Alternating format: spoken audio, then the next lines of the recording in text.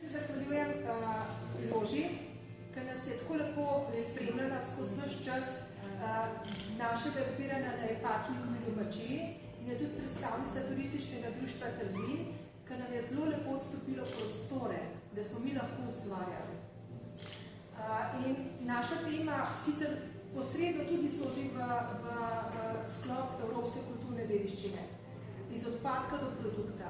Ni vseeno, kaj mi z našimi odpadki delamo, kako z njimi ravnamo, kakšen imamo odnos do okolja in zaradi tega je to tudi neka naša dediščina, kulturen prispevk našemu okolju, tudi da naš prostor pustimo za naše zanamce, vsaj takšen, kakršnega smo dobili.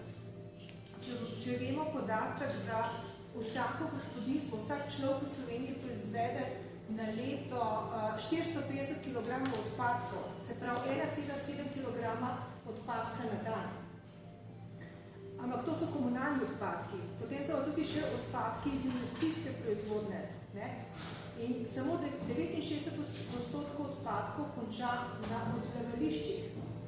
Velik del teh odpadkov je pa takih, ki bi se jih dal še smiselno reciklirati, ponovno uporabiti ali pa saj bolj varno shraniti oziroma predelati. Naša podjetja niso stimulirana k temu, da bi se ukvarjali s temi in je še vedno ceneje odlagati odpadke na odlagališča. In glede na to, da smo mi udeleženci našega študijskega krožka na nek način vsi zavezani k temu, da poskušamo biti čim bolj ozaveščeni, da ravnamo čim bolj smotrno s temi odpadki in da smo sprejeli ta izziv kot priložnost, da lahko iz tega tudi nekaj naredimo. In povabili k sodelovanju okoliška podjetja, ki so nam pristopila na pomoč, nam odstopili materijale, nekateri celo tudi svoje proizvodne obrate, svojo storitev in iz tega smo potem naredili nekaj uporabnih izdelkov. In to mogoče je en skromen prispevek, da opozarjamo na to, da naše potrošniške navade da spremenimo, da poskušamo zavestiti, da če ne bomo začeli drugače razmišljati in delovati, da bomo sami sebe pokopali v odpadnih snoveh in naša narava tega ne bo več zmogla.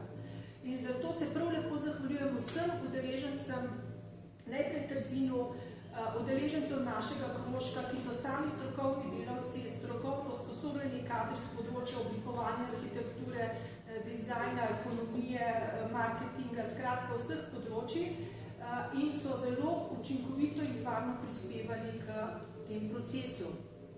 Še posebej bi se zahvalila podjetju Design Vertical, direktor podjetja in tudi član našega krožka, ki je aktivno sodeloval, je prispevalo materijale, da so nastali izdelki, ki se bomo potem lahko ogledali.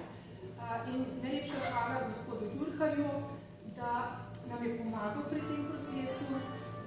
Zraven so tudi podjetja še tudi s Komende, so odstopili lesene odpadke, potem podjetje Arch Design iz Žal, podjetje Ekostan, skratka podjetja, ki so nam pomagala, da smo prišli do teh izdelkov, ki jih tukaj vidite. Še mogoče besedo, kaj študijski krožki sploh so.